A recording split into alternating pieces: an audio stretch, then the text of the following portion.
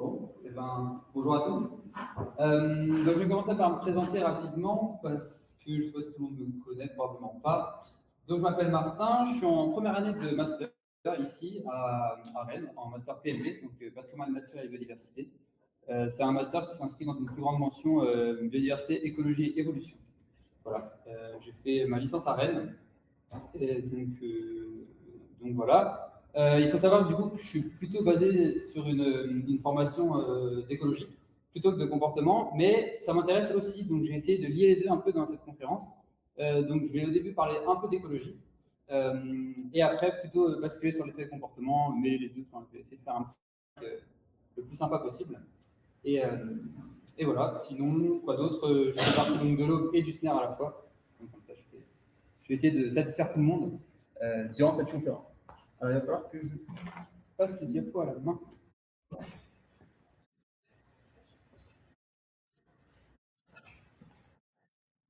Voilà, alors donc je parlerai donc en premier des labs qu'on va retrouver sur nos côtes en fait en Bretagne.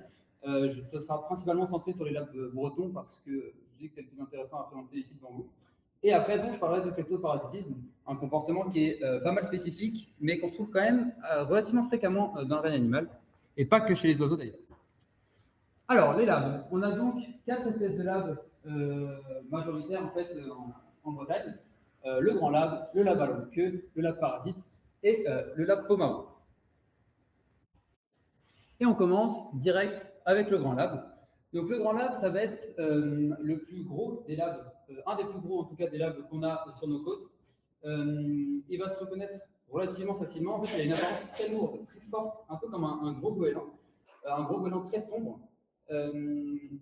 Un des critères qui va être pas mal pour le reconnaître, si un jour vous le croisez, ça va être le dos en écaille. En fait, il va avoir vraiment des sortes de taches sur le corps, donc des taches plus claires avec sinon un plumage globalement foncé, un gros bec fort et noir, et surtout une main blanche. Cette main blanche, elle va très bien se voir en mer, quand il va après changer de direction. On va avoir vraiment 2 flashs sur les mains, et ça va permettre de l'identifier quasiment à coup sûr. Et sa queue est relativement courte et carrée, des ailes très larges et vraiment très, très lourd. C'est un oiseau qui semble vraiment très lourd au-dessus des flots.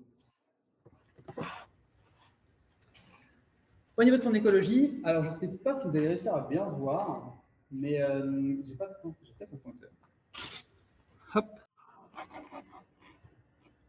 On voit la souris? Ouais, à peu près. Donc, il va se reproduire en fait sur les côtes ici en Norvège, sur les côtes en haut du Royaume-Uni ici, et sur les côtes islandaises aussi ici. Et c'est un des labs qui va avoir des exemples de migration de 2 individus qui en fait vont venir passer l'hiver juste sur les côtes de l'Afrique subsaharienne et qui vont après remonter en Scandinavie pour nicher. Et sinon, ça va faire des migrations globalement de quelques milliers de kilomètres seulement, ce qui est relativement peu, vous allez le voir, comparé aux autres espèces qu'on va voir juste après. Voilà, donc on enchaîne sur le labalon de queue. Donc lui, c'est déjà le plus beau, je trouve, pour moi, et c'est aussi le plus petit. Il va avoir une apparence, lui, beaucoup plus élancée. Il va avoir un vol qui est très rapide, un peu comme une mouette. Et donc, comment on le reconnaît? C'est dans le nom, hein. C'est un labalon de queue, il a les rectrices qui sont extrêmement longues. Il va aussi avoir un capuchon noir qui va s'arrêter vraiment sous l'œil et un dos gris pâle. Donc ça va être un critère relativement facile sur le terrain. Un oiseau assez pâle avec une longue queue, on n'a vraiment pas de risque de le confondre, de la taille d'une mouette à peu près. Ça va vraiment beaucoup discerner par rapport au grand lab qui, lui, par exemple, est très très gros. Écologiquement parlant, eh ben lui, c'est tout l'inverse. En fait, je vous ai mis celui qui avait la migration la plus courte avec celui qui a la migration la plus longue. Le labalon queue, il va faire des migrations de 15 000 km aller, 15 000 km retour, donc plus de 30 000 par an, ce qui est, je trouve, absolument énorme. Donc il va se reproduire, vous le voyez en jaune ici, au nord-nord de l'Europe et au nord aussi de l'Amérique. Et il va aller hiverner carrément dans l'autre hémisphère et de l'autre côté de l'autre hémisphère, donc en Afrique, sous l'Afrique du Sud en fait, et sur les côtes antarctiques. Donc ça va être vraiment une migration énorme, et on le verra un peu plus tard dans la conférence aussi, mais sa migration, elle dure que 200 jours par an, donc il passe vraiment une grande majorité de sa vie en mer.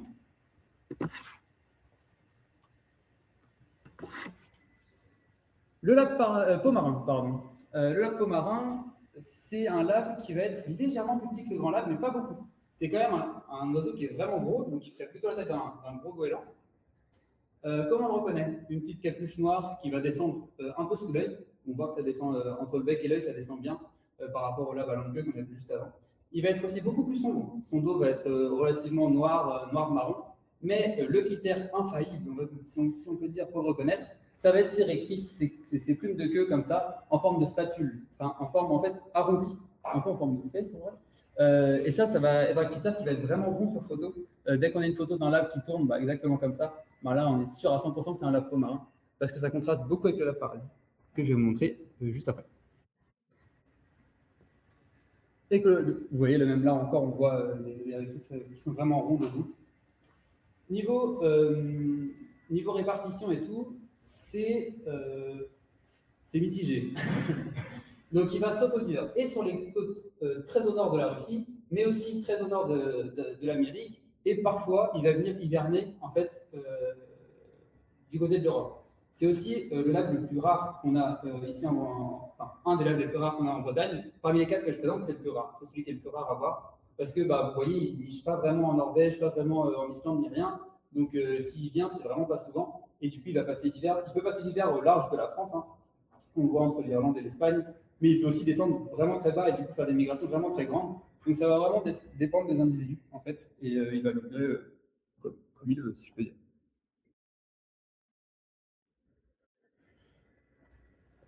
Et le dernier, le parasite.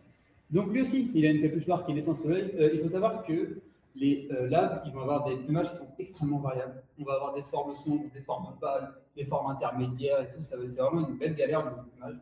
Et donc c'est pour ça qu'on essaie de se rattacher à des critères plus morphologiques, comme notamment les réclices. Et vous voyez que là, elles sont pointues, en forme de flèche, ce qui dénote bien du lac marin parce qu'en vrai de vrai, il ressemble quand même pas mal, surtout en vol, en mer, quand vous êtes sur un bateau, où il y a un truc qui vole super loin et tout, et ben c'est impossible de les différencier au plumage en vrai de vrai. On peut avoir une idée déjà avec la taille, parce qu'il est légèrement plus petit. Il va être intermédiaire en fait entre le grand lab et la ballon queue. Mais dès qu'on a une photo et qu'on voit qu'il y a des petites récrices un peu pointues au bout, et ben ça nous permet d'être vraiment sûr à 100% qu'on a la bonne espèce. Donc là, vous voyez, on voit encore très bien les récrices aussi. Au niveau de sa répartition, donc, un peu comme les autres labs, il va nicher dans le nord, il peut nicher en Islande, au nord du Royaume-Uni, sur les côtes de la Finlande aussi beaucoup. Et lui, les migrations, ça va être un peu comme le lac marin, dans le sens où en fait, deux individus de la même colonie qui nichent au même endroit, quasiment juste à côté, en fait, vont pouvoir migrer à deux endroits totalement différents pour l'hiver. Donc deux individus de la même colonie au nord du Royaume-Uni. Il y en a un qui va aller sur les côtes du Brésil, alors que l'autre va aller sur les côtes de l'Afrique du Sud. Et il y en a un autre encore qui peut aller sur les côtes de la Syrie. Donc c'est vraiment des lacs qui vont migrer, encore une fois, où bon leur semble. Il n'y a pas vraiment de tous les individus vont au même endroit au même moment. Ça va vraiment être très, très erratique. Ok, on va pouvoir commencer à parler un peu de comportement pour, euh, pour les bien, si j'ose dire. Donc le kleptoparasitisme. Alors je vais commencer par une petite définition. C'est une forme d'acquisition des ressources où un animal vole des ressources à un autre animal en employant des tactiques soit furtives, soit agressives. Alors on va faire un peu d'étymologie. Le kleptoparasitisme, ça vient donc du grec. Ça peut s'écrire aussi avec un K, si vous pouvez écrire avec un K dans les articles ou quoi que ce soit. Klepto, donc avec un K. Donc klepto, ça vient de kleptes, le voleur. Et donc parasitisme, ça vient du latin parasitus. Je ne vous apprends pas ce que c'est qu'un parasite, mais c'est quelqu'un qui va retirer des bénéfices en fait d'un hôte. Quelques exemples. Alors je vais commencer avec des exemples sur les oiseaux, et après je vais faire le prof un peu chiant. Ce sera vite participer. Et je vous poserai la question de si vous connaissez d'autres formes de kleptoparasitisme dans le règne animal. Là par exemple, je vous illustre un kleptoparasitisme en fait, qui va être intraspécifique, observé chez les hérons garde-bœufs, mais uniquement lorsqu'ils se nourrissent en grande bande.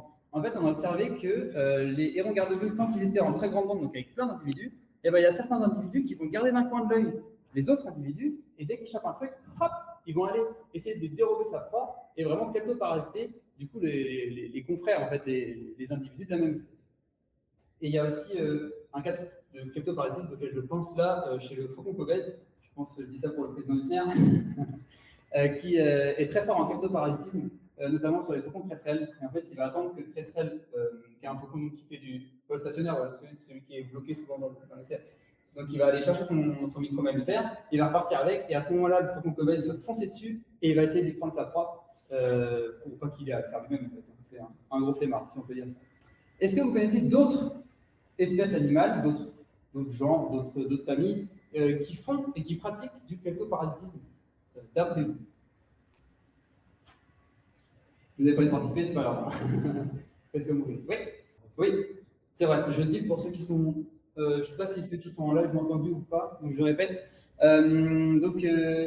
Monsieur là-bas nous parlait d'un écureuil d'une espèce d'écureuil qui suivait une autre espèce d'écureuil, ou même la même espèce, je ne sais plus, et qui, pour regarder où il planquait les glands et les noix, etc., pour après aller dérober les plants.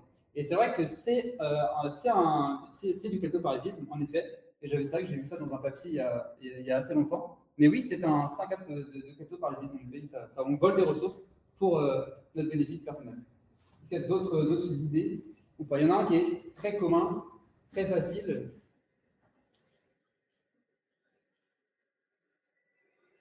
Ouais. Je ne sais pas si c'est cet oiseau, mais il va faire du coup un œuf dans un nid de différentes espèces. Ouais. Et une fois que l'œuf est trop, il va tomber les autres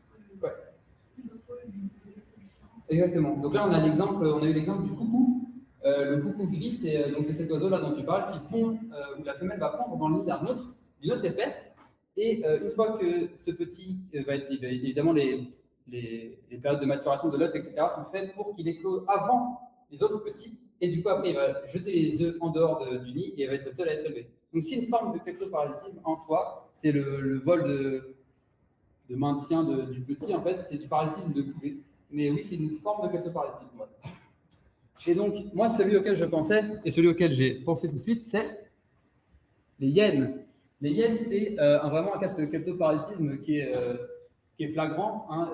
C'est vraiment les meilleures là-dedans, elles font quasiment que ça. Elles kleptoparasitent donc les guépards, les lions, parfois, c'est quand même plus dur de s'attaquer à une meute de lions plutôt qu'à un guépard qui chasse.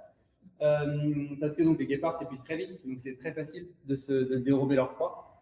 Et donc, les hyènes ont un cas de kleptoparasitisme vraiment, vraiment intéressant, même si les hyènes, elles sont très fortes pour kleptoparasiter, mais il y en a certains, des petits malins, qui ont essayé d'éviter ce kleptoparasitisme et qui ont récupéré la capacité, en fait, de hisser les proies dans les arbres. Et c'est le cas du léopard, et pas du guépard. C'est le cas du léopard qui, du coup, lui, hisse sa proie, bon, parce qu'il peut le faire aussi, hein, il a les muscles pour. Le guépard, jamais il pourra hisser sa proie dans un arbre. Mais le léopard, du coup, il a la capacité d'échapper aux hyènes, d'échapper à ce kleptoparasitisme-là, en emmenant sa proie dans les arbres. Donc, c'est une forme d'évolution assez sympa, je trouve.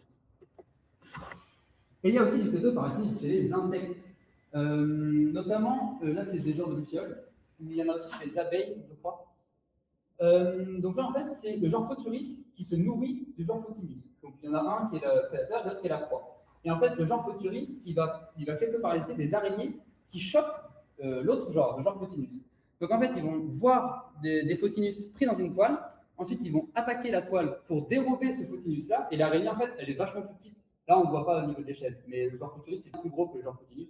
Et l'araignée, en fait, elle a chopé le Photinus, mais elle fait déjà la taille du Photinus. Donc, quand le Photuris arrive dessus, il est 3 fois plus gros. L'araignée, elle ne peut pas faire grand-chose. Donc, en fait, juste, elle coupe les fils de sa toile où il y a et le Photinus et le Photuris qui est en train de piquer sa proie. Elle les laisse tomber au sol et elle fait tant pis. Et donc, c'est un cas de kleptoparasitisme que je ne connaissais pas. Je ne pensais même pas que les insectes étaient capables de ça, mais c'est quand même un taxon qui est sous-étudié. Donc, c'est possible qu'il y ait beaucoup d'autres comportements comme ça. Et voilà, je trouvais ça vachement intéressant qu'il y ait même des lucioles qui kleptoparasitent des araignées pour se nourrir. Et nos labs là-dedans, parce qu'on parlait quand même des labs à la base. Donc, je vais revenir à la base du sujet avec encore un peu d'étymologie sur Stercoraridae. Stercoraridae, c'est donc la famille des labs. Et en fait, Stercoraridae, ça vient du latin stercorarius, qui veut dire excréments et fumier. Un peu, en fait, à l'époque, on les appelait les mangeurs d'excréments ou les mangeurs de fumier. Est-ce que vous savez pourquoi on les appelait comme ça? Non, pas d'idée. Eh bien, c'est parce qu'en fait, de base, dans l'ancien temps, on n'avait pas de super jumelles, de super trucs, etc. Et en fait, on voyait des oiseaux qu'on poursuivait d'autres, et on voyait la proie qui lâchait quelque chose, et le lab qui venait en dessous, qui venait le manger. Et en fait, au début, on pensait que c'était des excréments. Mais en fait, on s'est rendu compte après que c'était du vomi. C'est pas beaucoup mieux, mais c'est quand même vachement plus nourrissant. Et donc, en fait, au début, on pensait que c'est ça que les proies en fait, rejetaient leur déjection et que les larves s'en nourrissaient. Mais après l'amélioration de l'optique, etc., et de l'étude des comportements, on s'est rendu compte que c'était plutôt les poissons qu'ils avaient dans leur bec ou de la nourriture récemment ingérée. Juste avant, j'ai fait un petit topo sur comment reconnaître les espèces. Vous saurez me dire quelles sont les deux espèces là, sur le diapo ou pas? Ouais. C'est un grand lab et un fou de bassin. Ouais, c'est ça, exactement. Donc un grand lab, on le reconnaît avec ses mains bien blanches, le dos, on le voit un peu écaillé, même si on ne le voit pas très bien, très sombre, un bec bien fort et les mains bien blanches. Donc ça, c'est vraiment caractéristique du grand lab. Et le fou de bassin, bah, très bien, je ne l'ai pas présenté, mais on ne le présente plus. Les labs, ils vont utiliser les phytoparasites différemment, en fait, en fonction de la période de l'année. Le lab parasite, par exemple, bon, il s'appelle comme ça parce qu'il parasite énormément, il va caler ses périodes de reproduction sur celles des macareux pour avoir un maximum de proies. Donc en fait, il va faire des nichés et il va se reproduire proche des colonies de macareux pour que en fait, les repas viennent à lui presque. Les macareux, il va les voir rentrer avec des becs comme ça. Je peux vous dire que le parasite, il ne va pas rater l'occasion. Il va les foncer dessus. En plus, le parasite, c'est un bon goéland quand même. Et le macareux, c'est quand même pas très grand. Donc, ça va être vraiment des proies relativement faciles. Et il va permettre il va pouvoir dérober beaucoup de nourriture aux pauvres macareux qui sont allés chasser en mer, etc. Et donc, il va caler ses périodes de reproduction sur celle des macareux pour pouvoir se reproduire lui-même, en fait, sans avoir à faire trop d'efforts. C'est quand même des gros flemmards.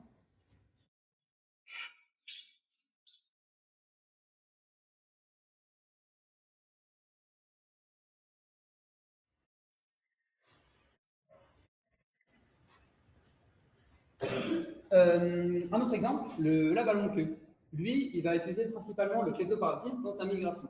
Je vous l'ai dit tout à l'heure, c'est un lab qui va migrer énormément. Il va migrer plus de 200 jours par an. Et du coup, lui, il ne va pas se caler sur la période de reproduction d'une espèce d'oiseau en particulier, parce qu'il va se reproduire, lui, dans les landes, comme ça, et il va chasser les lemmings, donc les petits rongeurs, là. C'est rongeurs, bon, vous voyez ce que c'est, des petites souris, quoi. Et donc, c'est un très bon chasseur, d'ailleurs. Mais lui, il va caler ses périodes de migration sur celle des sternes, parce que je vous l'ai dit que c'était plus petit, c'est une petite mouette, en fait. Ouais, comme ça. Et donc, quand les sternes vont partir en migration, bah, lui, il va les suivre, et tout le long des migrations, eh ben, il va pouvoir aller dérober la nourriture des sternes et utiliser le cleptoparasitisme en fait 200 jours par an, en même temps que les sternes. Il faut savoir que, du coup, je vous l'ai dit, le lab à longue queue va s'attaquer plutôt aux sternes, aux petites mouettes, et le grand lab au fou de bassin, comme on l'a vu juste avant. La taille des victimes, elles sont plus petites ou de même taille que l'agresseur. Est-ce que vous saurez bien passer les deux espèces là?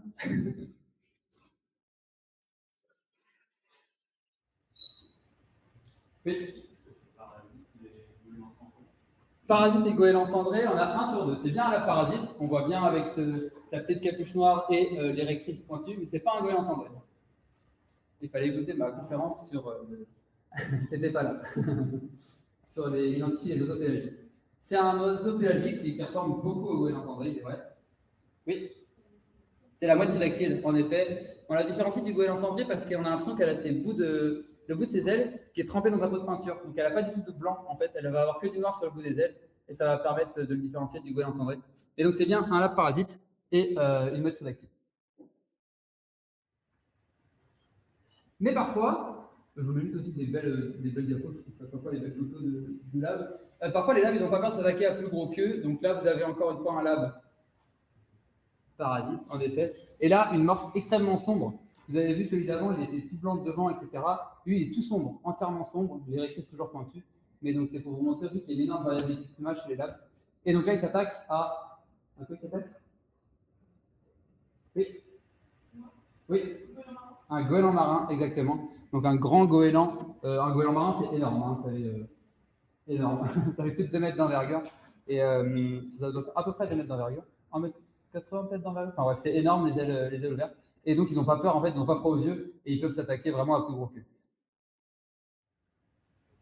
Ah, là, on va prendre un côté moins marrant. L'humain, dans tout ça, quelle responsabilité il a? Parce qu'en fait, les labs, c'est des voleurs, c'est des chasseurs, donc ils vont être très opportunistes et dès qu'ils vont voir des proies relativement faciles, ils vont pas hésiter à plonger dessus. Et je ne sais pas si vous connaissez la pêche à la palangre, mais c'est des bateaux qui tirent sur des dizaines de kilomètres, des lignes immenses avec des hameçons dedans, avec souvent des calamars ou des petits bouts de poisson au bout de chaque hameçon. Et ça, les oiseaux marins en général en fait, vont beaucoup s'en prendre et donc du coup évidemment vont se prendre dans les hameçons et vont mourir noyés ou quoi que ce soit. Donc c'est quelque chose qui va aussi toucher les labs, qui va plus toucher les autres oiseaux. En tout cas, il y a eu plus d'études sur les autres oiseaux, mais les labs vont aussi se faire impacter par cette pêche. Et donc voilà, ça c'est des petits chiffres un peu choc. Donc c'est plus de 200 000 oiseaux marins capturés accidentellement par an en Europe. Vous verrez, j'ai une petite diapo juste après, qui n'est pas la plus sympa des diapos, qui vous représente à peu près ce que c'est que déjà 1000 oiseaux marins. Mais donc, du coup, là, voilà, j'illustre un peu la pêche à la palangre, donc avec un albatros ici, que je n'ai pas réussi à identifier très clairement. Et ou sinon, là, vous avez à droite beaucoup de fulmars boréaux, beaucoup l'espèce, le fulmar boréal, qui sont autour de bateaux qui ont des grands filets. Et donc, il y en a forcément qui se font prendre dans les filets et qui finissent. Qui meurent noyés. Donc c'est vraiment le bycatch, donc le capture accidentelle, c'est vraiment un fléau en fait pour les oiseaux marins. Petite diapo un peu choc, ça c'est 1000 macareux morts, retrouvés, voilà, échoués pour le coup, mais c'était pour vous représenter un peu. Là on a 1000 macareux, ça fait 200 000, donc on fait 200 fois ça par an et que en Europe. Donc imaginez dans toutes les autres mers, l'océan Pacifique, tout ça, ça fait quand même beaucoup d'oiseaux qui meurent chaque année à cause de ça. Et donc je trouvais important de faire une petite parenthèse là-dessus quand même, parce que c'est pas quelque chose dont on parle souvent. Et voilà. Ah, j'ai une petite vidéo sur, c'est pour conclure, sur un lab du coup en pleine chasse qui attaque là une sterne, un lab parasite qui attaque une sterne, Kojak il me semble, pour vous montrer un peu l'action en direct de ces pirates, si on peut dire ça comme ça. Donc vous voyez qu'il va vraiment harceler la proie pour lui faire régurgiter. Là, en l'occurrence, il n'y arrive pas. À la fin, il a fini par lâcher l'affaire. Mais il va vraiment harceler et c'est infatigable en fait.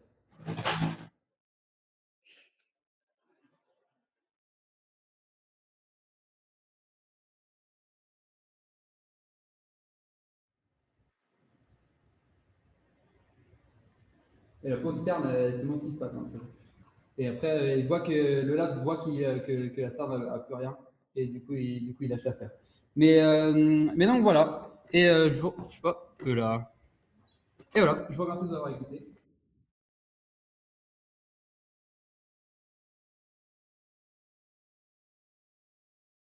La petite là, rapido, c'est quoi comme espèce là?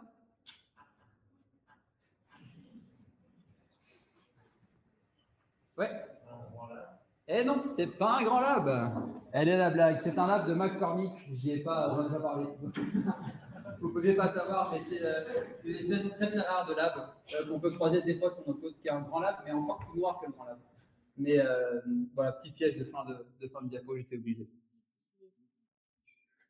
Est-ce qu'il y a quelqu'un qui a des questions ou pas? Ah, pardon. Je pensais que c'était des questions. Du coup, déjà, merci pour cette événement. Ouais. Super. Moi, je voulais savoir, pourquoi c'est quoi la meilleure série pour observer des labs en Bretagne, justement. Ouais. Et pas des spots, mais plutôt typologie d'endroits où on peut en trouver sans forcément convaincre. Oui, alors donc pour observer les labs, le mieux, c'est du coup, comme vous l'avez vu, les périodes de migration. Donc ça va être au printemps ou à l'automne, c'est le mieux. Après, c'est possible en hiver aussi, parce qu'on en a certains qui hivernent sur nos côtes, donc c'est possible d'en voir aussi. Mais globalement, vous avez vu, l'été, ils sont en Islande, au nord de l'Amérique, en Norvège, etc. Donc c'est pas là qu'on les verra mieux. Et donc, du coup, dès le passage migratoire, donc, je dirais aux alentours, en gros, septembre, octobre, novembre, c'est pas mal. Et après, le passage en sens, même si c'est plus compliqué, je pense, mais avril, mai, mars, avril, mai, juin, comme ça, ça va, ce qui va être le mieux. Et sinon, l'hiver, c'est vraiment pas mal l'hiver aussi pour observer les labs. Et sinon, des endroits qui sont bien, il faut voir le plus loin possible, je pense, dans la mer. Donc, toutes les pointes, en fait, qui vont aller vers la mer, je pense à la pointe du Groin, ici, qui est la plus proche. Mais sinon, tous les points en fait, qui vont déborder sur la mer, qui nous permettent de voir le plus blanc possible, ça va être pas mal.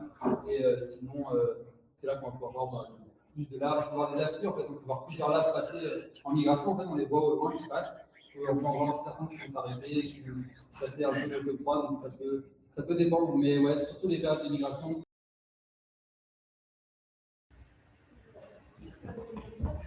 Pose-la comme ça.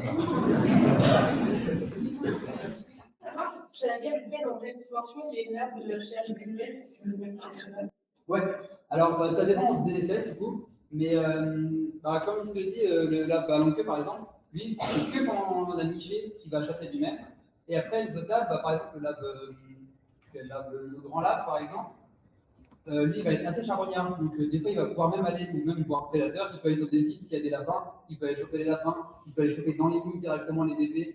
Je ne vais pas parler non plus des comportements des lapes parce que c'est assez vénère comme oiseau quand même, ça attaque un peu tout ce qu'il trouve. Le lape parasite, il fait quasiment que du cleptoparasitisme. Et le lape marin, il s'est assez peu documenté. Il fait pas mal de cleptoparasitisme, mais lui, le lape parasite, il va chercher juste à récupérer la proie. On l'a vu poursuivre, etc. Le lape marin, lui, il attaque la proie jusqu'à la tuer s'il ne régurgite pas. Donc ça va être des modes vraiment différents pour toutes les espèces.